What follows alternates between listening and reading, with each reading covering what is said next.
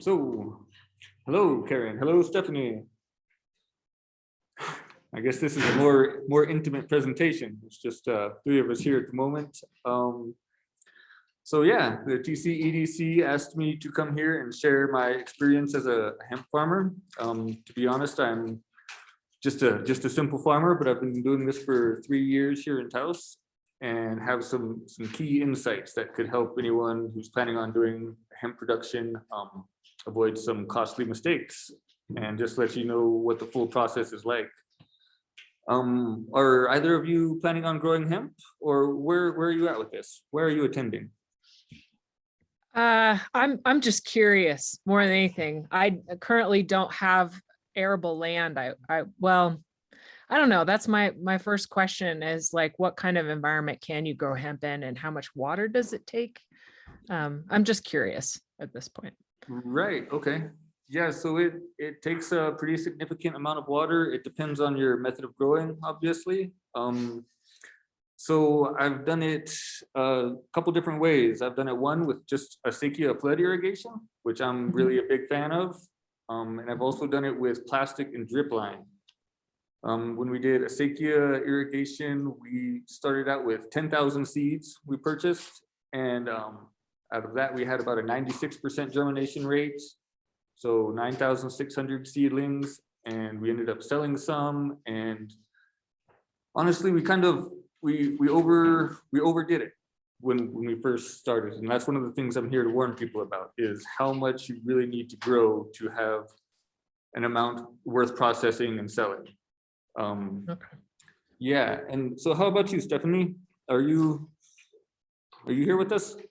I'm here. I'm sorry. I for some reason my camera's not getting, but yeah, I'm like Karen. I'm just curious about the whole system, and why, hemp. Yeah, I've heard great things about, hemp being used in clothing and possibility, in construction and the aspect of that way. So I'm like Karen, I'm very curious about it, and seeing, where the outcome is and how to go about, if that's something we want to get into. I gotcha. Okay, good to know. And where are you guys located, if you don't mind me asking? I'm in between Espanola and Powahkia, so okay. I'm in that valley area. Nice. I'm out on the mesa, sagebrush, not farmland. Sure. But then, I mean, you can also do, enough plants for personal use. You can, process it at home if it's just for personal use like that to make salad or however you want to do it, make butters. There's options there. So first of all, I just want to let you know I'm not an expert in any of this. I'm just here to share my experiences and my trials and tribulations and all of this. So there's 3 primary reasons for growing hemp, at least around here. That's for CBD extraction, oil extraction, which can be the 3 main ones that I am aware of are extracting CBD or CBG or CBN. And so there's over 100 different cannabinoids that can be extracted from cannabis plants, and different strains have different percentages of each cannabinoid. So I've grown, my first year was for CBD oil. The second year was CBG oil, and both of those are anti-inflammatories. CBG is, I think, primarily used as an anti-inflammatory. CBD has many benefits. It helps with anxiety. It helps with insomnia. It helps with sore muscles, many different uses. Pretty much just get your whole body in tune with itself and feeling good again. I'm a big fan of it. I use it frequently.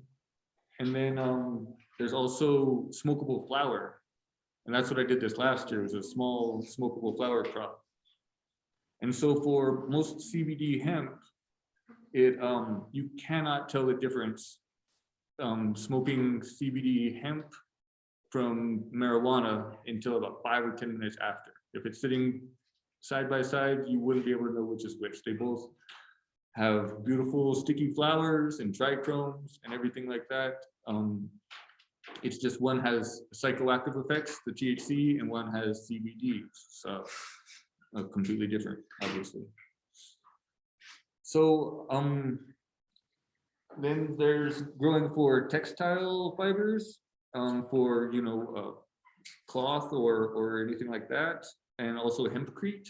Those are two other reasons to grow hemp. And then another is for the grain, for the seed.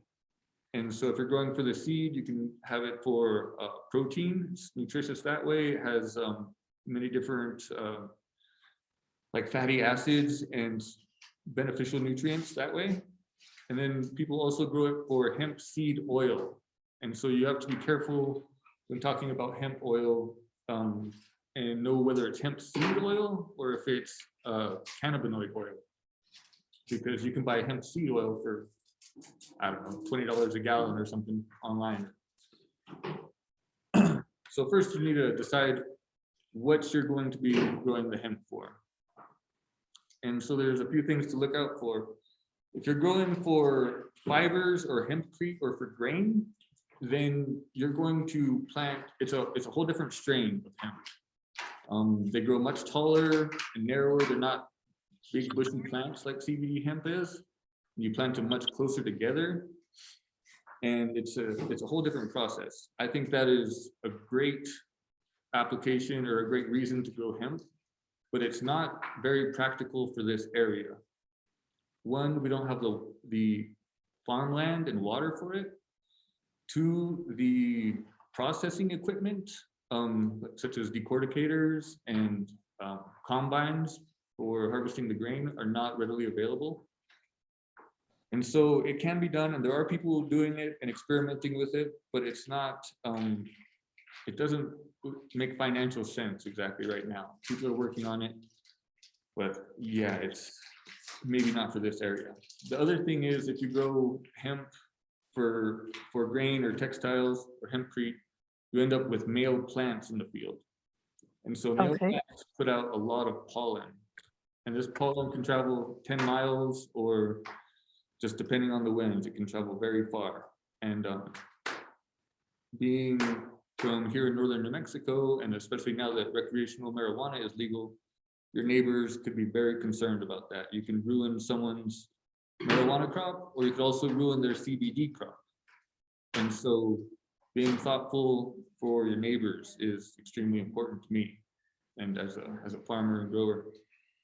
So I would say that's one of the biggest reasons why it's a little bit risky to grow for anything other than CBD in this area. Not saying don't do it, but just giving you a heads up. So when you grow for CBD, generally you either get seedlings, you get starts that are started from feminized seed, or clones. And this way, when you put your plants out in the field, you know that you're going to get a female plant that's going to flower and produce and not pollinate the rest of your crop or anyone else's. So yeah, once you have that nailed down, you can start to think about the hemp application process. And so it's actually under a research program right now through the New Mexico Department of Agriculture. And there's several licenses you can get, or a couple. One is the 2022 annual hemp commercial research production license, and that's what I've grown under. And so technically it's under a research program, and the annual production license is for 1 year. And so there's also the continuous hemp commercial research production license, and this is for growing continuously in a greenhouse or indoors as well. If you're going for CBD, it's not really practical to grow indoors because the energy you use with the lights and everything takes away from your profit. It balances out to where you really can't make much money. Where it would be useful to have a continuous hemp commercial research production license is if you're going to grow for clones or seeds to sell someone else, or in the future if you're trying to breed.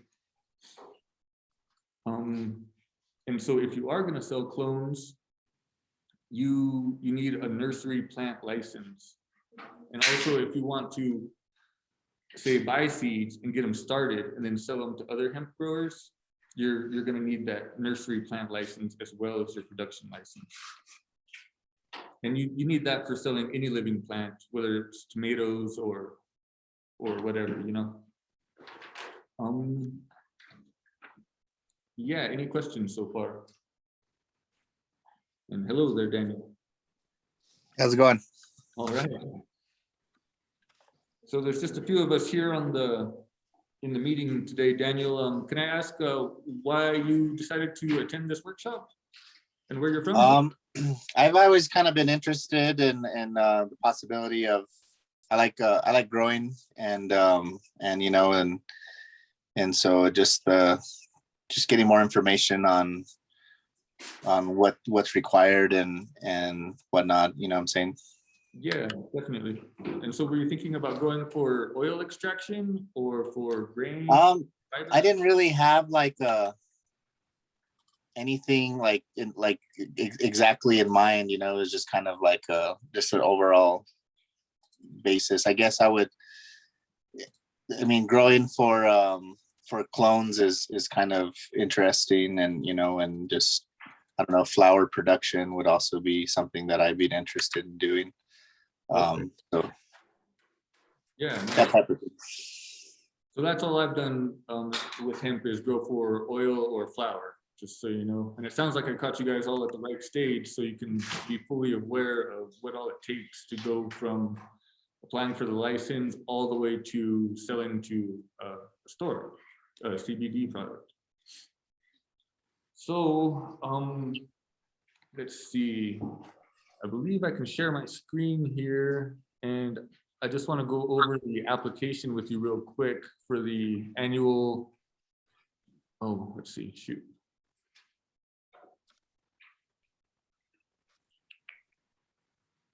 Well, right here, this is for the continuous hemp production application, but Are you let's see, sharing? share screen, not yet. Is it a different plant to do like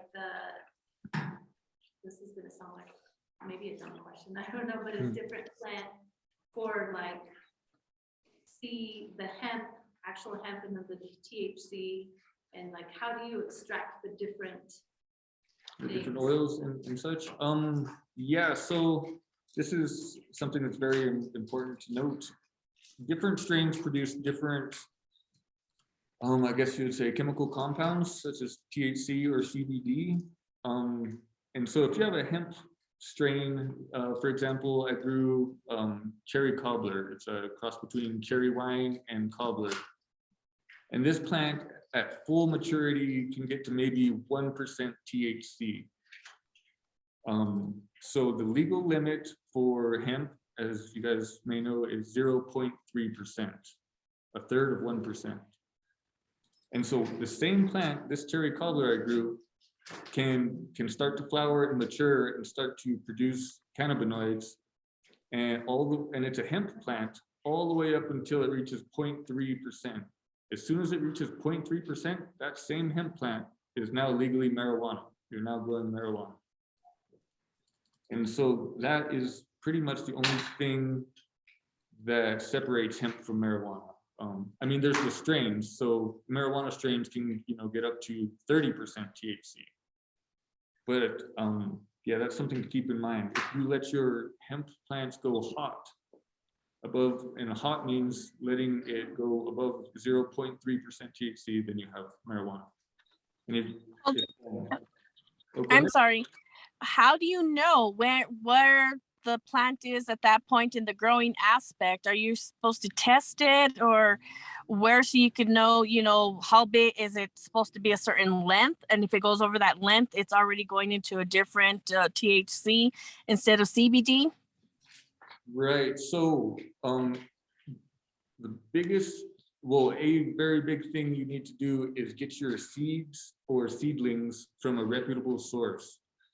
You want to make sure that whoever you're buying from has a proven history of putting out the strains that they say they are. And when you buy them, they'll come with a COA, a certificate of analysis. And this will tell you what the plants can potentially get up to as far as CBD and THC.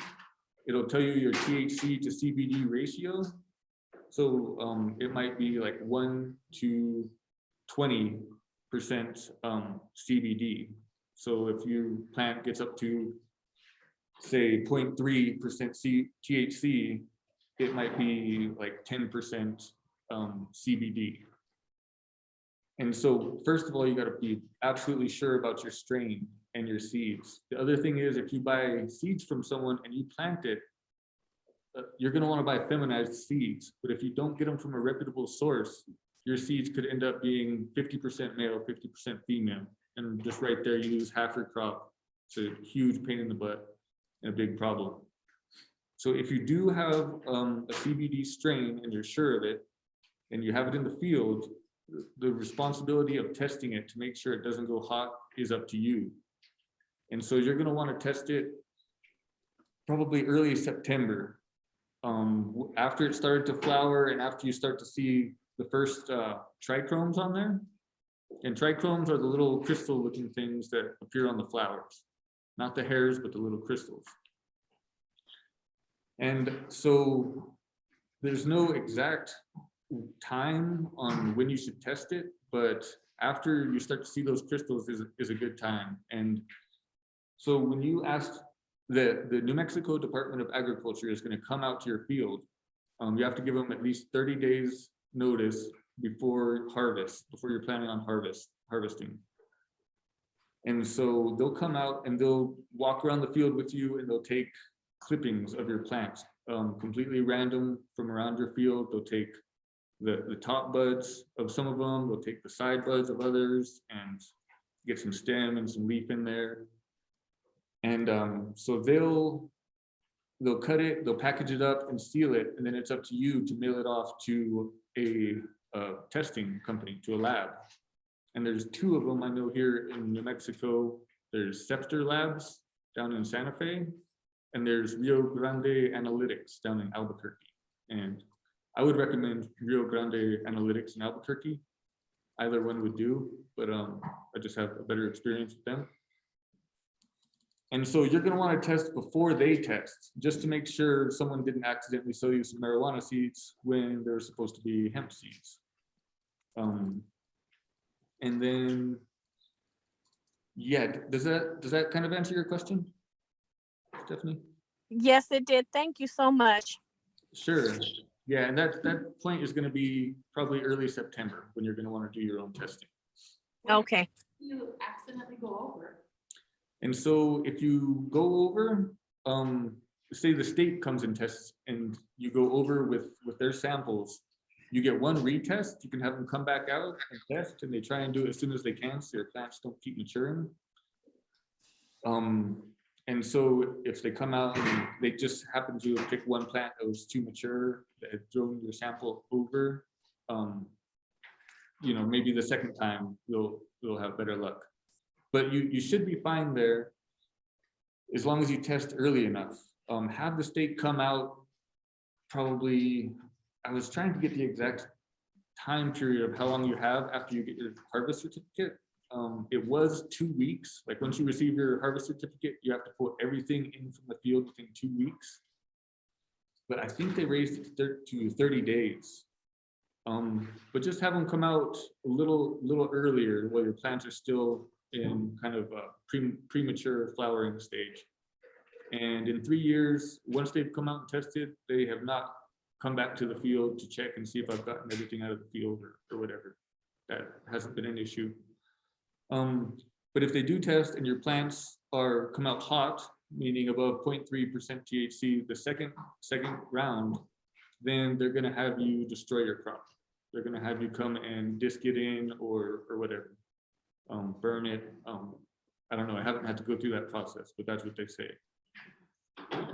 Yeah, right. So is there any way now that we can really farm a certain amount? Is that For personal? for personal? That's a good. So saying, hey, we're gonna use this personally. Sell it? yet?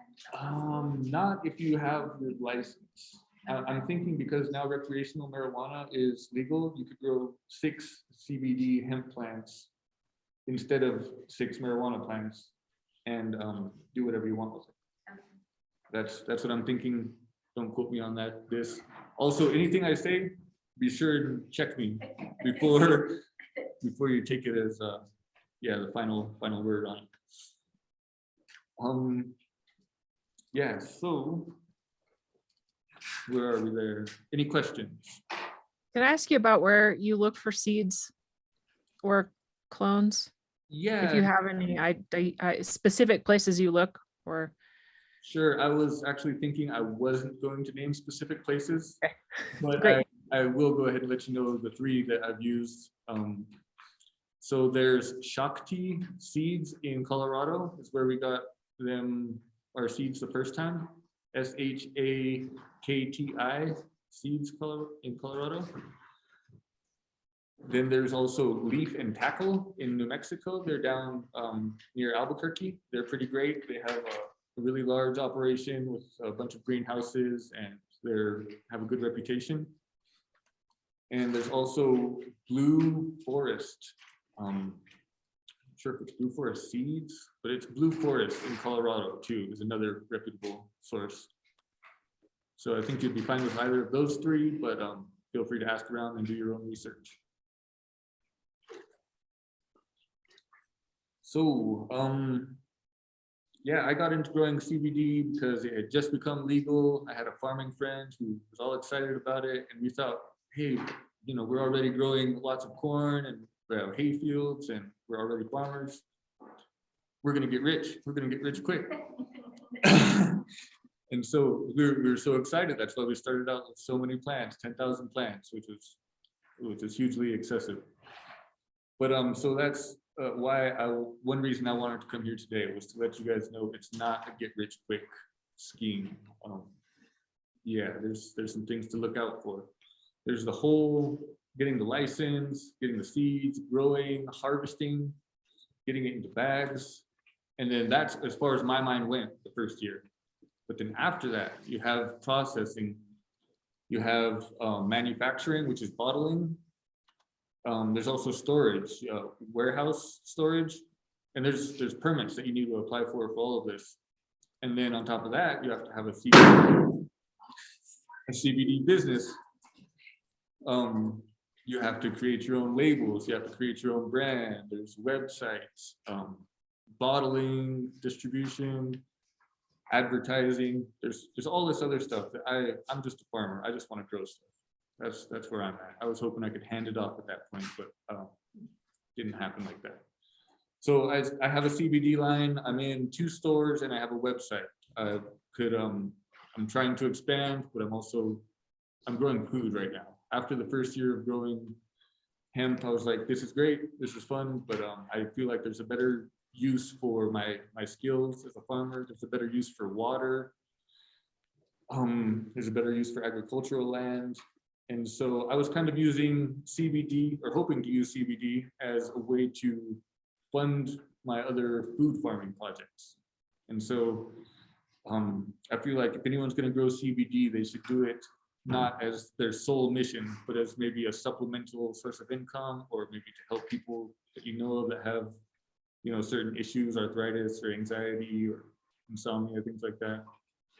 But I would definitely recommend growing food on the same property as your hemp. Diversify a little bit there. Since you already have the equipment out there and watering and everything too, might as well grow some food with it. I'm a big proponent for acequia use and local food sustainability, and so that's what I'm working on right now. Yeah, any more questions? I can go into more details about planting or getting your seedling started, transplanting. Do your hemp plants have any companion plants that they like, or are there plants that are good pest control plants that go with them? Yeah, so the first year we grew on one of our fields, there had been corn and beans planted there before. And when we planted our hemp, there was some corn and beans that came up just voluntarily. And I was so excited. I was like, well, I'm not gonna pull these few corn and bean plants. That's beautiful. So that gave me the idea this last year to grow a hemp with beans. And I think this is a really great companionship there, hemp and beans. It's kind of like the three sisters. You have corn, beans, and squash. I think hemp, beans, and squash could be like the three stepsisters. I think that could be a thing. And I'm working on that. So this last year I planted beans 18 inches apart with hemp right in the middle. And so if I had just planted beans, it would have taken up the same space. So the 500 hemp plants I planted this year took no extra water, no extra space. And they were just mixed in with my food plot. She was the stepsister that got thrown out. The stepsister that got The thrown out. government said no more. She was always grown with that. Right. So I'm going to try and pull up this little slideshow of my grow in 2019, kind of shows some of the process. And you can let me know if you have any questions then. Can you help me? Yeah. Let's see. I'll do my best. Share screen. Mhm. And this is why I stick to farming. I'm really not much of a presenter or speaker or workshop person. I figured I owed it to the agricultural community to share some of my experience with all this. Well, you're doing great. I don't. Okay, I thought it was just push this button. That's what I thought. We do whiteboard. Or What is- files. Maybe- Oh, okay. maybe share a file. Let's do that. Files. Okay, I literally thought it was that easy. I'm no help, Buck. Well, Security, privacy, grant access. Sorry, guys, hang tight.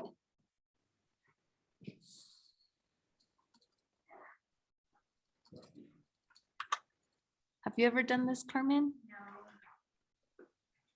No sharing in medicine. Ah. It says to do security and privacy and then grant access. Where's the grant access button? Oh, do I have to click that maybe? camera maybe, or Oh, I have to switch it over, yeah. input.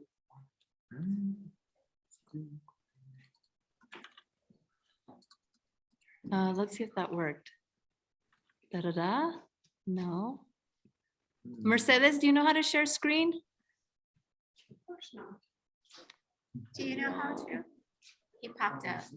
To share, Yeah. Yeah.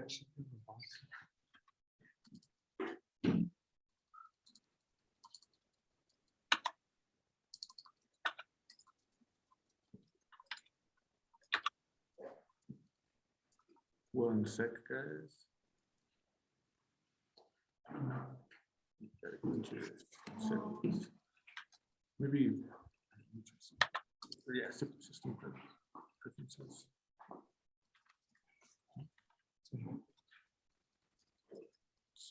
Privacy.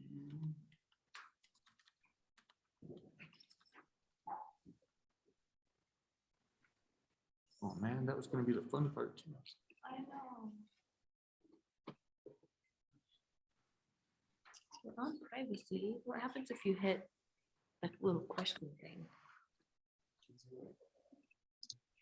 Well, I guess we're gonna have to skip the slideshow, Let's guys. see, click to unlock the changes, and then maybe I just have to put the password in. Unblock. Look, I think we did it. No, will not be able to record the content. You could choose to quit Zoom now or do it later.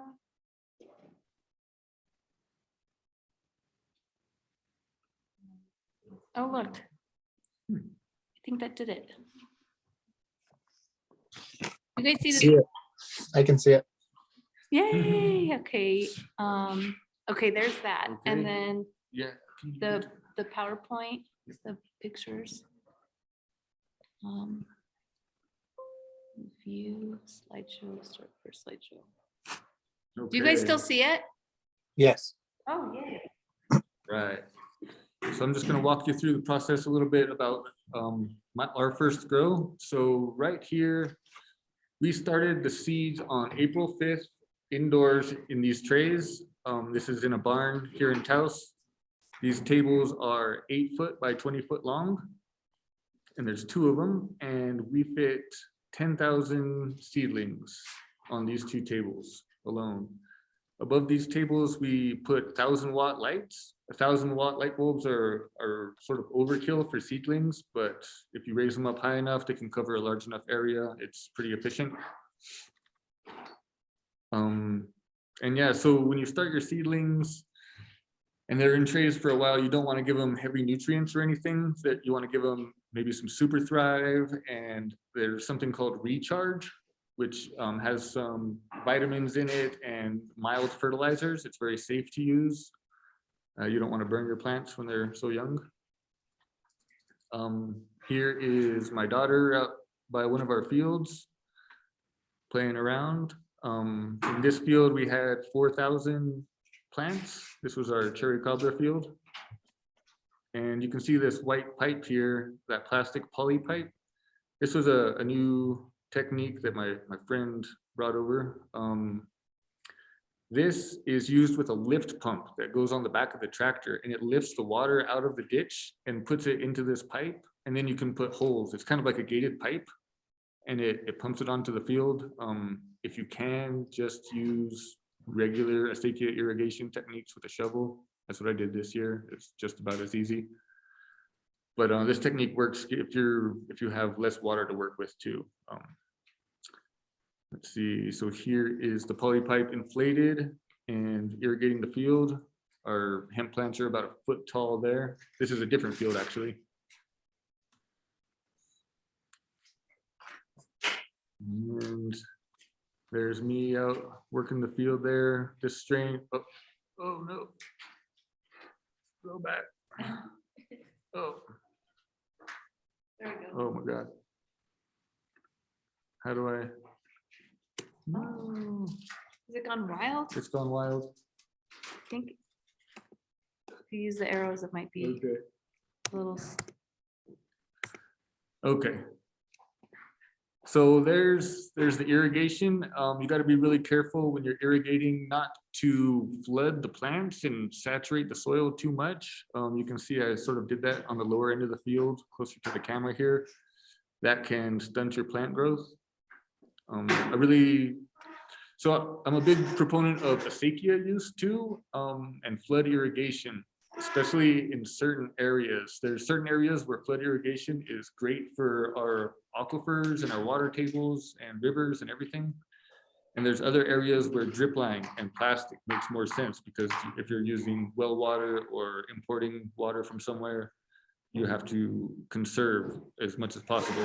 If you do it with acequia flood irrigation, you're putting all that water back into the ground, and that's a storage for later. It recharges people's wells, the wetlands, rivers, and everything.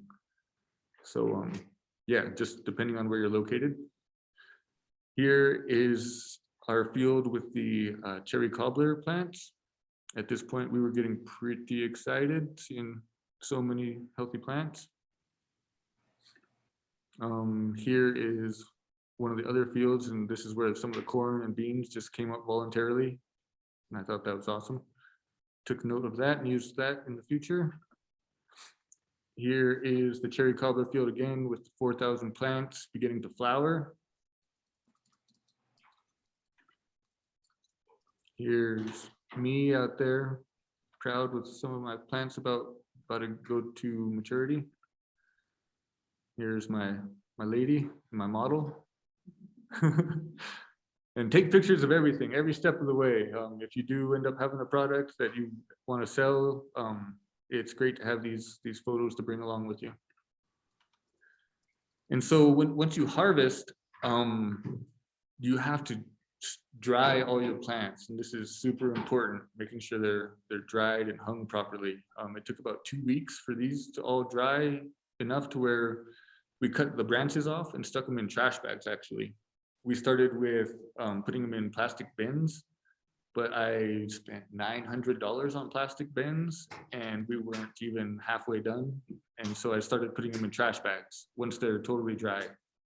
And you know they're totally dry once you can have the stem and on the branches and you bend it and it breaks rather than just bends. You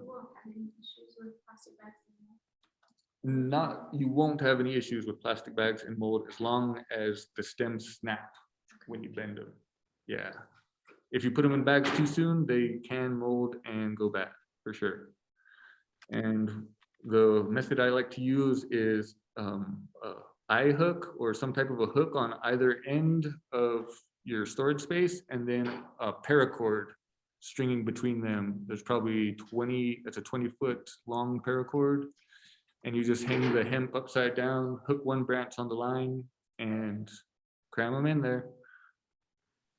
And you don't want them to be being hit by direct sunlight while that's happening. You do want them to have a slight breeze and some air circulation, but no sunlight.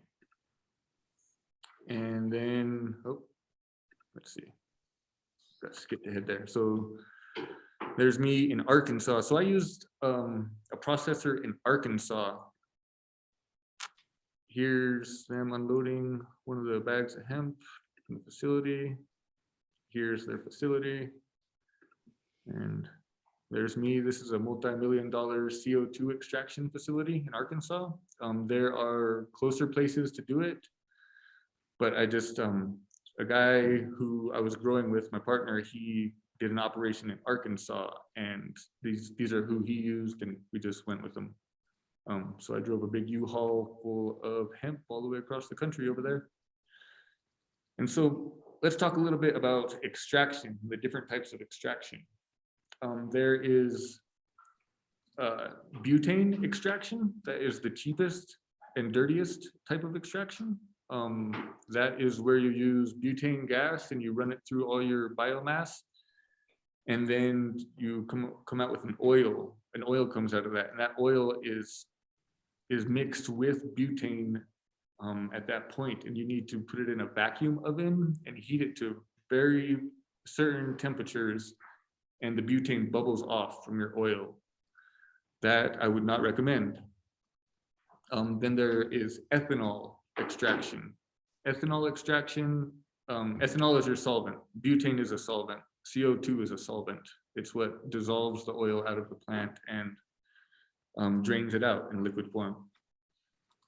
So ethanol is probably the most commonly used extraction method and cheapest, but that can be a little dirty too. It depends on how well they clean all the ethanol out of your oil. I'm not exactly sure of the process, but it's something similar to the butane extraction, to where you have to basically boil off the ethanol from your oil. And you can get pretty much all of it out, but sometimes there's traces of ethanol still in your product. And then there is CO2 extraction. That is the preferred method of extraction.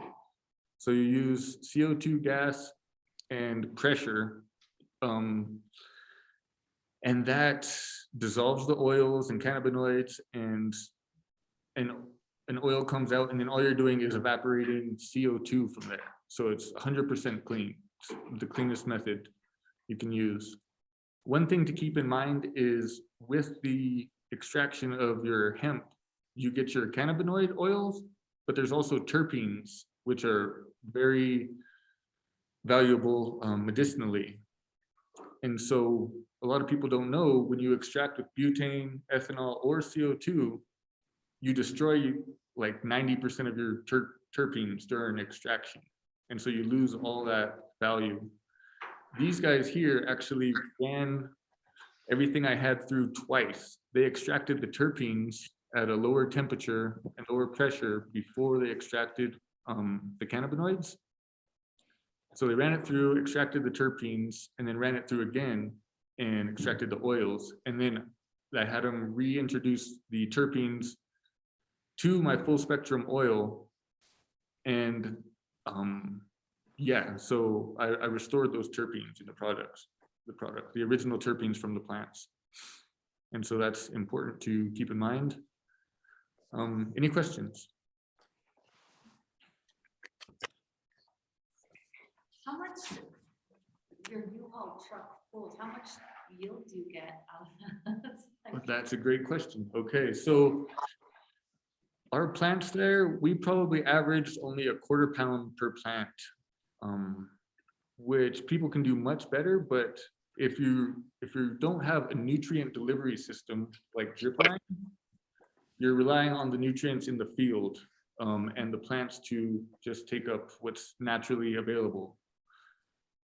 So if you really want to beef up your plants and grow ginormous plants that produce, you know, 1 pound per plant, you're not going to be able to achieve that probably without drip line. So if you want to grow them naturally, you might need more plants to make up that difference. And that's the method I went.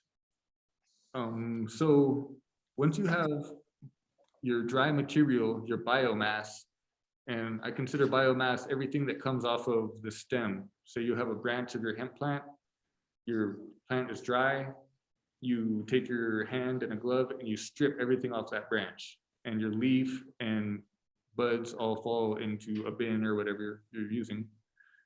And from that weight, say you have 10 pounds of dry biomass, you will come out with about 1 pound of full spectrum oil.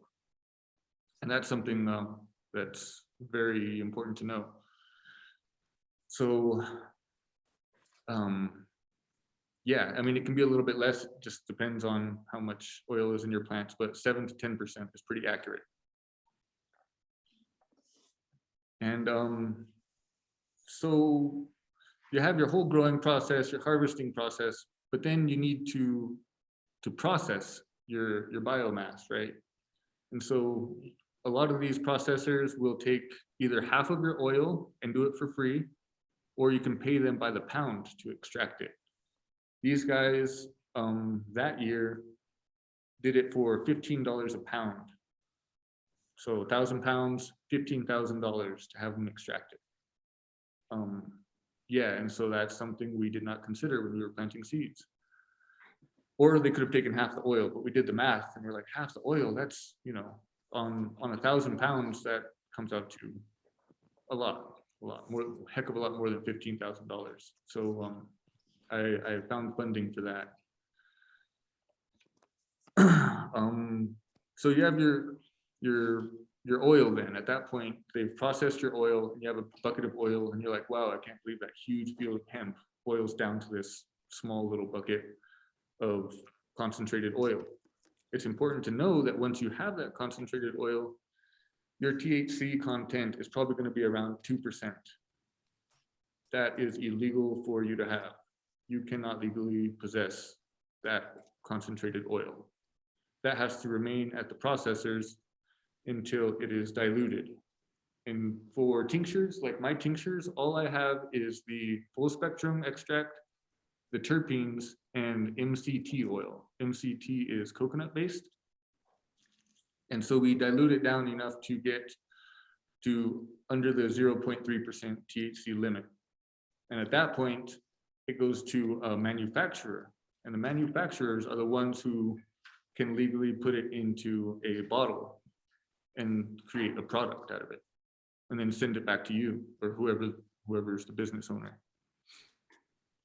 And so that's all processes I had to learn the hard way, and hoping to give you guys a little bit of a heads up on.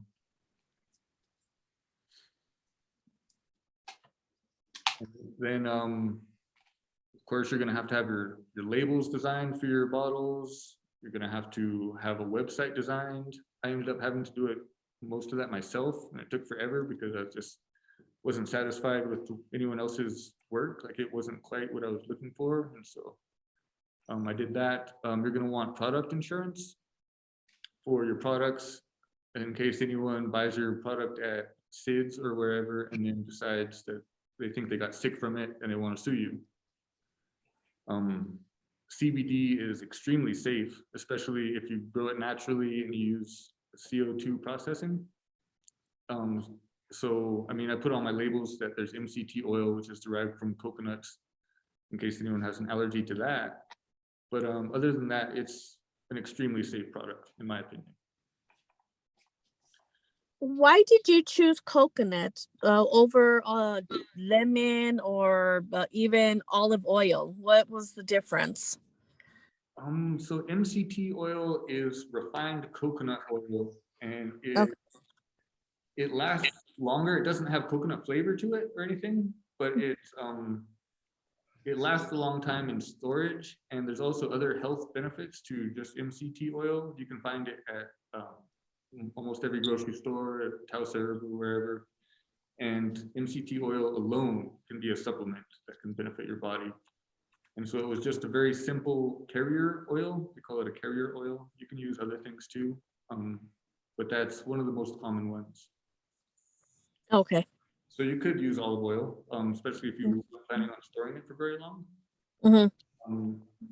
And if you were doing it for personal use or whatever, I mean, you can make, I mean, you've probably heard of pot brownies or pot cookies or something. You can do that. Yeah.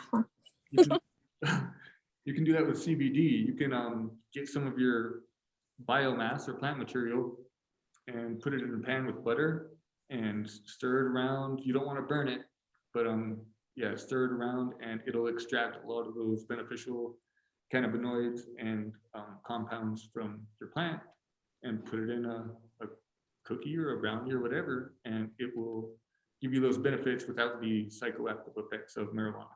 So like, I have a paleta business and I want to do a CBD paleta. Yeah. Can it be still within, I don't know, the legality of it, but if I purchase CBD oil, put it into my paleta, is that still within ability to sell, or is that just personal use that I can? That's what I want to do. Yeah, that's good question. Go from growing a food product to. Yeah, just back to Inspected through alcohol, tobacco. So I would have to go through alcohol and tobacco. I don't know about, I don't think alcohol and tobacco, but the FDA, the Food and Drug Administration. And so it would be like any other product that you have to create in a certified kitchen, I believe. At that point, once it's diluted, it's just like if you're mixing any other ingredients to sell and distribute, it would just have to be done in a certified kitchen. So yeah, we make them here in the certified kitchen, but I didn't know if CBD it being legal that I can use it as an ingredient and sell it. You can, and so CBD is not regulated by or not monitored by the Food and Drug Administration. It's not approved by the Food and Drug Administration. And there's a whole lot of gray area around CBD, just so you all know, yeah. Is it, one, what's the shelf life after you have done that CO2 extraction? And then two, if you do like a freezing process, is that gonna alter any of the, like make it unstable or anything? Good question. So they say about 3 years for the raw full spectrum oil would be the shelf life. And as far as freezing it goes, I'm pretty sure you can freeze it as long as you don't repeatedly freeze it and thaw it out, freeze it, thaw it out. I think you can freeze it for, I mean, I think it'll last 5 to 10 years myself. Okay. Yeah, much longer. I'd buy one of those paletas. Right? That's what I want to buy. More than one. Make some sweet paletas. Yeah, so is there any other advice or pointers I could give you guys? Could you go over that form that you were gonna do? Okay, yeah. Maybe. Oh, gosh, yes, back to the screen sharing. Let's see. And this is because there is a grant that's available, the value added producer grant that I was telling you about, but you have to have the license and to qualify for that grant. So in order to get the license, is this what this form is? Yes. Okay. Well, no, this is just for growing. This is Oh, simply just for growing. Okay. Can you guys see that? The form? Yeah, And, okay. and actually, you mind if I go to Google and just do it a different way? Yeah. Go to the let's- NMDA website, because I have the wrong And- application on there. Okay, so to grow hemp, you're gonna have to go through the New Mexico Department of Agriculture, the hemp program there. And you can find these applications and all the details there. Yeah, I guess you guys are following me here. Hemp program, New Mexico Department of Agriculture. And there's a pretty hemp plant. You go to hemp registration here.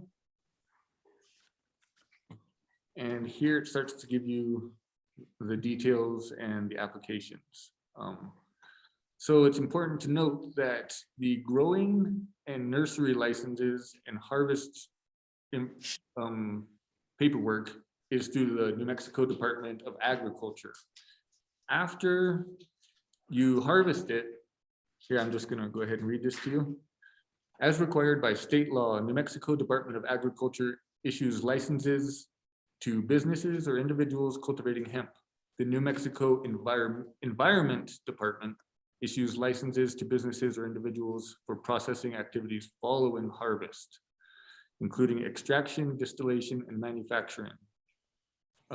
So after you harvest, if you want to have a warehouse permit or a manufacturing permit or a processing permit, that all goes through the New Mexico Department or New Mexico Environment Department. So that's key to know. And then I'm just gonna go over this 2022 annual hemp commercial research production license application real quick. Because sounds a little intimidating until you open it up and you're like, oh, no big deal. So first thing you want to do is get a background check. A background check is required with the application. And you apply for a background check through the Department of Public Safety. And so you go to the Department of Public Safety website and print out the application, fill it out, send in your fee.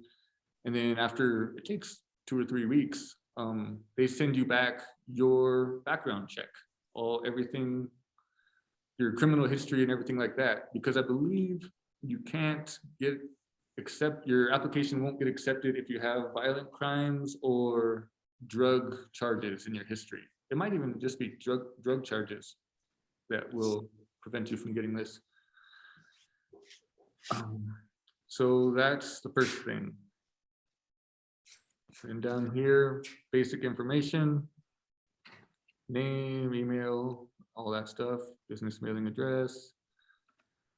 So that's simple. Get down to page 3 here. So growing location, they want to know your latitude and longitude of the field where you're going to plant, the county and the nearest town. So that's easy enough to find on Google Earth.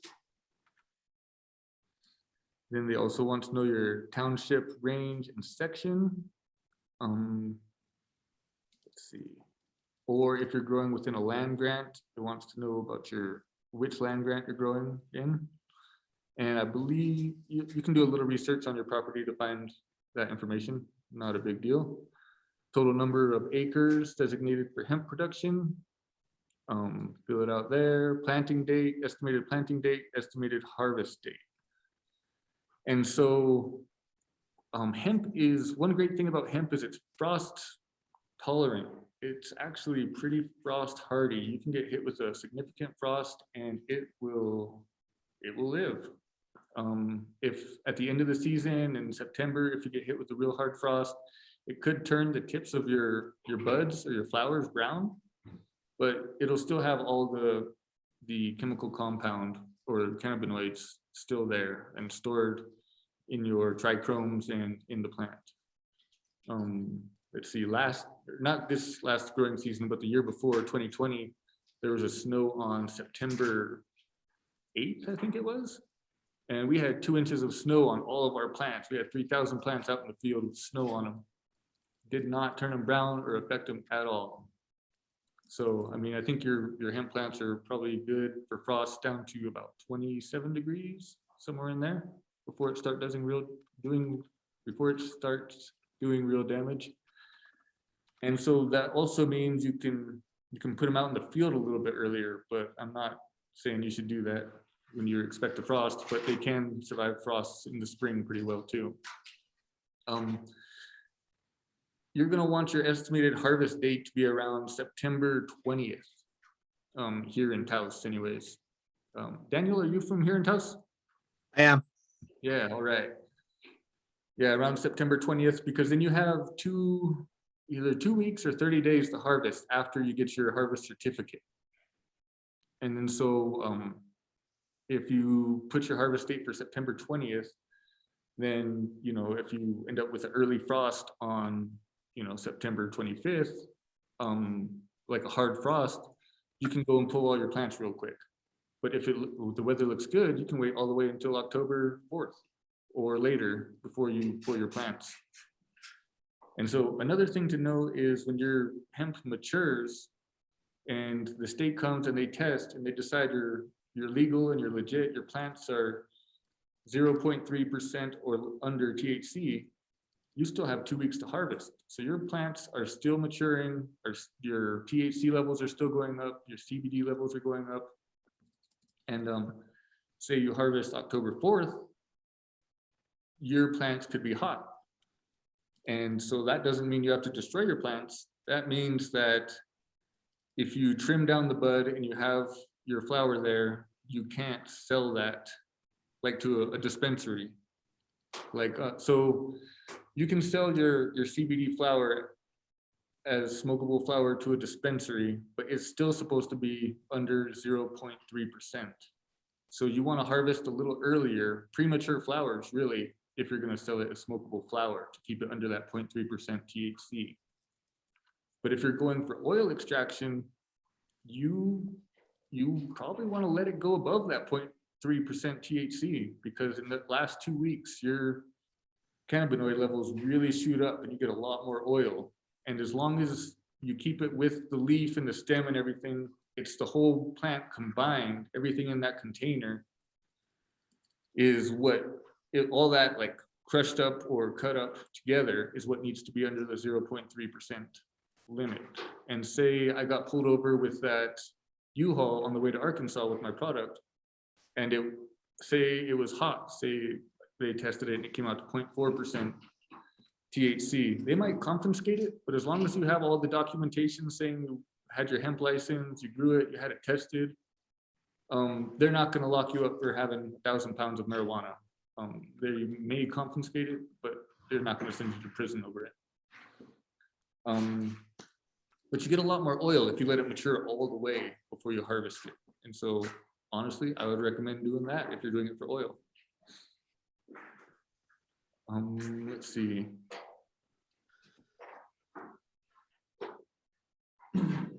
So does anyone have any questions about transplanting into the field or nutrients, harvest or anything like that? Yields?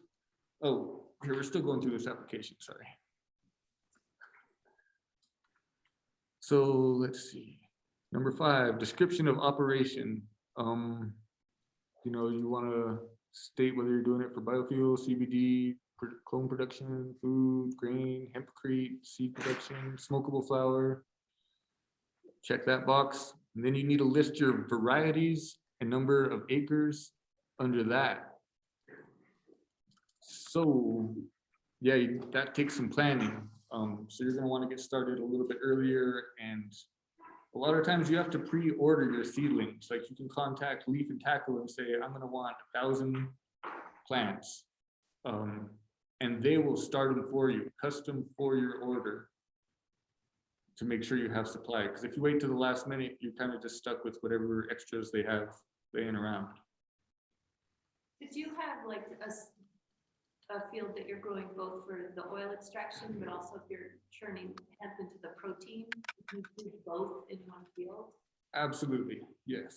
And there is ways, and I think this will be really cool once people can perfect it, to where you can grow for grain and fiber and CBD all at once, because the strains that you grow for fiber and seed, they also have CBD in them, just much less. but you grow way more plants. So you can take the part you're going to use for fiber out, take the seeds out, and you're left with the rest of your biomass. You can still extract CO2 from that, just not as much. So I know this might sound like a silly question, but if you're doing it for seed and then it gets hot, how do you have to let it grow And mature. and mature in order to get seed? How does that affect if they come in and check? Because it's gonna have to get hot, right? Like To have a good to have full good, mature. full mature seed. Mhm. So I just don't know how do you, is that a whole different license? Is it in have THC in it in order to produce seed for hemp? That's a good question. I am not totally sure on that. I think technically you do it the same way and you're not supposed to go over the 0.3%, but I would contact the New Mexico Department of Agriculture about that. Yeah, and you can give them a call. They're not too hard to get a hold of down in Las Cruces. It's yeah, and they work with New Mexico State University with this program too, with their research program, and yeah, they're helpful people, and a little bit of leeway. They're not trying to catch anyone doing something slightly off or anything. They're there to help you. They really are. So then you're also going to need a growing area map or sketch, and yeah, that doesn't have to be super detailed, but for example, I grew on 4 acres this last year. I did 1 acre of sweet corn, 1 acre of wheat, 1 acre of beans, 1/8 of an acre of white corn, and then I did some hemp in between. So I had a picture of my whole farm on there, and then I drew out the section designated for hemp. And so that's what they want to know, exactly where on the property are you going to be growing hemp. Okay, and then the fees, let's see. So base registration fee, $650. And then for every acre after that, it's $6 per acre. And then $10 for every variety of hemp that you're growing. So it's pretty reasonable, really. It's not bad. And you can actually have multiple locations if they're within 2.5 miles of each other. You can grow under one license as long as you have your maps and addresses and everything included. So that's how we did it the first year. We had 2 farms about 1.5 miles apart, and it was all done under the same license. So, I mean, you can grow 10 acres of hemp for under, $700 or something. It's really not bad. And let's see. And that's your license. That's your application. It is not that difficult. Then you have your little checklist right here. Sign and date, send it in with a check, and they get back to you within about a month, I would say. Get your growing license within a month. But they've told me that as long as you've sent in your application, you can go ahead and get started. Don't quote me on that, but that is what they told me, like before you actually receive your growing license. So there's not like a limit of licenses for New Mexico, is it just? I don't believe so. There's no cap in New Mexico right now for how many licenses there are. And I believe there's a place online where you can find out how many there are that year too. Quick question. You said that once you send the application, you can probably start growing, but not quote you. But does the background check need to be done before you even think about it, or? Yes, definitely. And so I would plan on doing your background check a month before you plan on sending in your application. Okay. Because it takes the Department of Public Safety 2 to 3 weeks, 2 weeks to a month to get you your background check paperwork back. Okay. Thank you. Mhm. And so just one other thing I want to bring up, because I'm big into responsible water usage and everything too. And there's a whole fiasco right now around growing marijuana for recreational use and water rights and everything too. So the first year we grew with the acequias. The second year we grew in an area I was unfamiliar with. I was hired on as a farm manager, and They said they had water rights. They showed me the land. We got it all worked up. The ditch went dry in June, early June, no more water. And we were like, oh shit. And so we ended up getting 3 1,700-gallon water tanks, and we kept filling them up and sending it through a drip line system, and our plants were under plastic. And for 3,000 plants, we calculated 1 acre-foot of water. And it was ridiculous. I feel very guilty about how we ended up watering it, but they had invested so much time and money into the project. It was kind of, you know, it has to be a success, too big to fail kind of a thing. But so make sure you have a reliable water source. I would hate to see someone use well water for too many plants, you know, a modest amount of plants, that would make sense. If you're going to use acequia flood irrigation, I would say go for it. Like, flood those fields, put as much water back into the aquifer as you can. It's good for everybody that way. But yeah, just think about where we are and your water usage and plan for that. And also food, like, what's that? I'm gonna stop sharing Oh. so I can see you. Oh. I would also highly encourage you guys, if you're into agricultural development, to use this as something to build on and work on growing food, or even have a nursery and sell plant starts or something like that. But don't just stick to hemp solely to make money. She's part of the sisters. Yeah. Don't be proud. So yeah, that's about all I have for you. If you guys have any questions or anything, I'd be happy to answer. I got one question about how you amend your soil or build your soil if you do anything specific. Yeah, so there's this heat treated chicken manure that you can use. It's certified organic heat treated chicken manure. It is a cheap and organic way to amend your soil. That's if you don't have good soil already. You get it down in Albuquerque. I can't think of the guy's name right now, but it's like $300 for 2,000 pounds of soil, and they recommend you put between 1 and 2 tons per acre on it. So that's one way to amend your soil. You don't need to do that if you have drip line necessarily. You can add your nutrients to your drip line. But that's all I've used. I've done that 1 year, and yeah, that's what you can do. When you take your transplants and you put them into the ground, you can add an inoculate, maybe some humates, and some other mild organic fertilizer.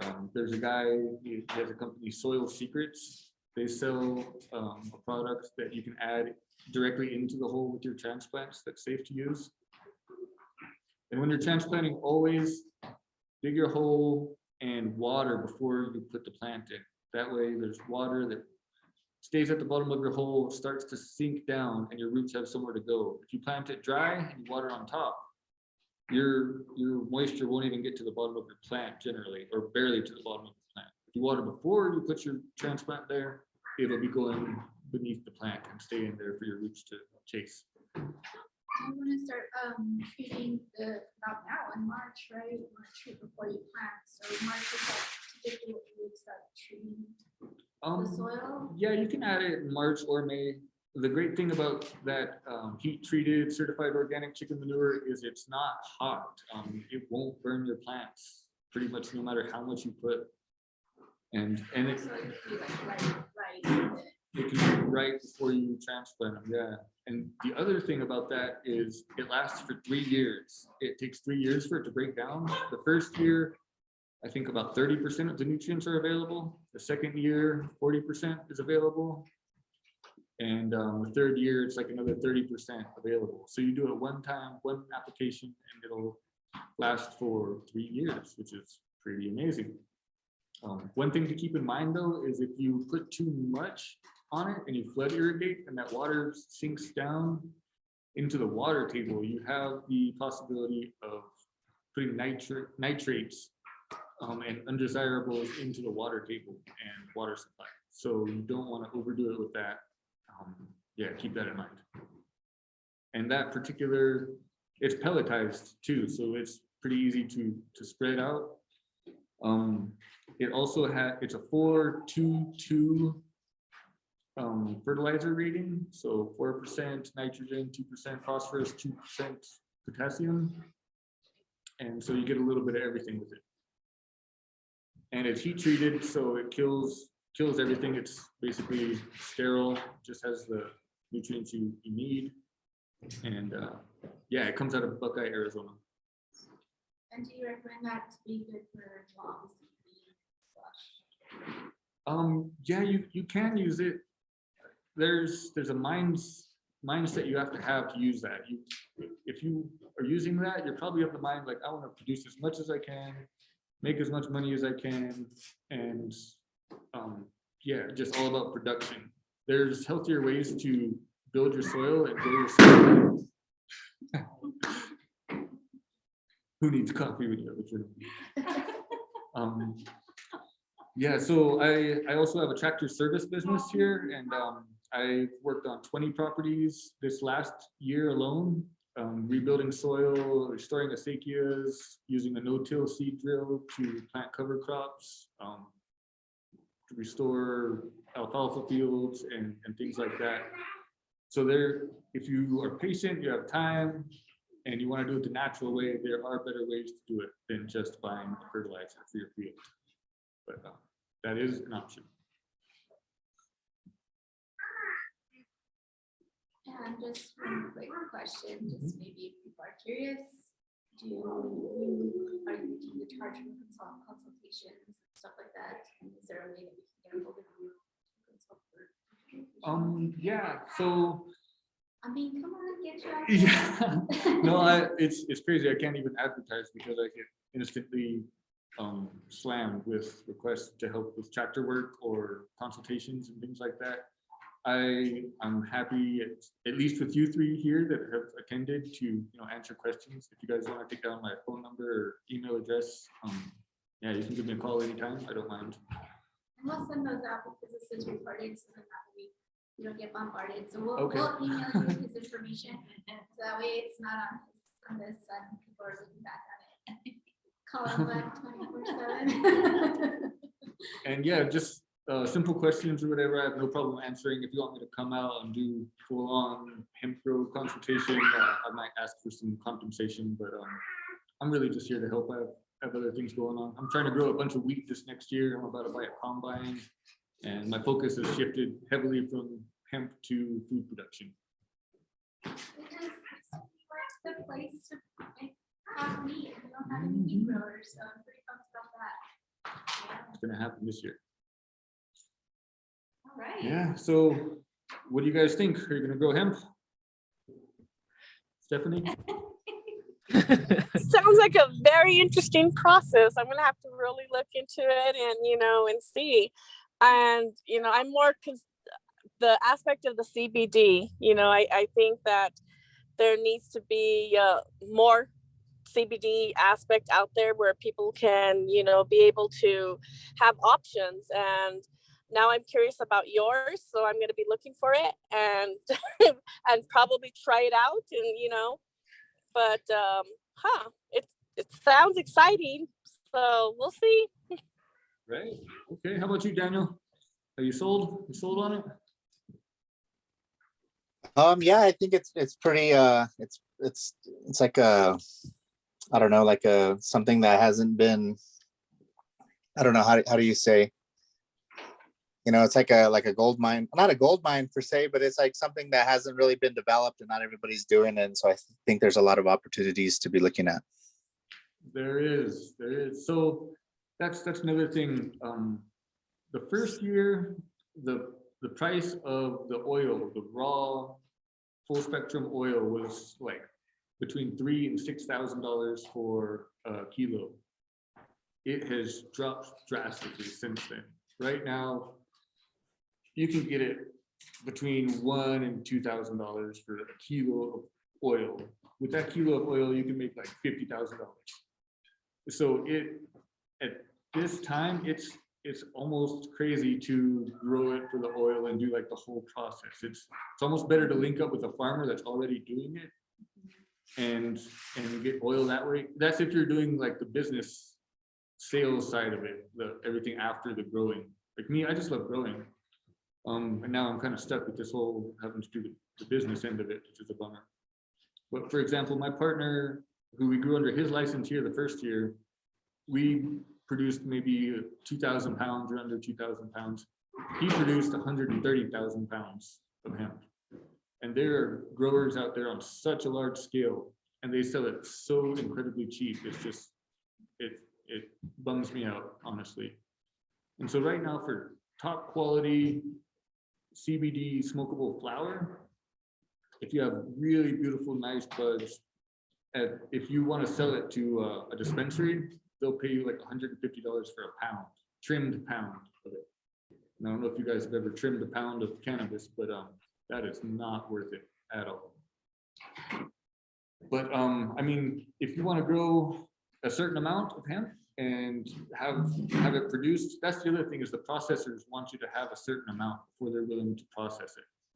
They don't want to just, process a 5 pounds or whatever. They're going to want probably 100 pounds before they even think about it, and that maybe much more than that. So keep that in mind. And also, if you want to be the grower, think about if you really want to be the bottler and website designer and the packager and the mailer and all of that. It might be good to link up with someone else who's more interested in that end of it. So yeah, just keep in mind that it's several jobs to go complete the whole process. But when we first got started, they were saying that farmers only receive about 5% of the profits from the CBD grows. All the profits end up with the processors or the salespeople at the end. So there's that aspect too. The other thing is that CBD is priced like way too much. It's outrageous in the store that they'll charge you $100 for a bottle of 1,500 milligrams oil. Like, this is a medicine that needs to get out there, and people need to be able to afford it. Mine is $70 for a 1,500 milligram bottle. It's some of the best oil you can come out with, and it's significantly cheaper than others. I want to personally start like a medical program, or if people have like a medical reason for it, say arthritis or anxiety or something, to give them a significant discount and make it affordable for people, because it's a really subtle medicine, but it really does work. One great use of it too is for growing pains. I have a 7-year-old daughter, and she was having really bad growing pains in her legs last night. And I rubbed this oil on just as it is and massage it into the skin. 5 or 10 minutes, totally gone. It really does help like that. It's really, like my grandmother used to use pot with alcohol. Yeah. And like soaking, yeah, I know. But that's old medicine,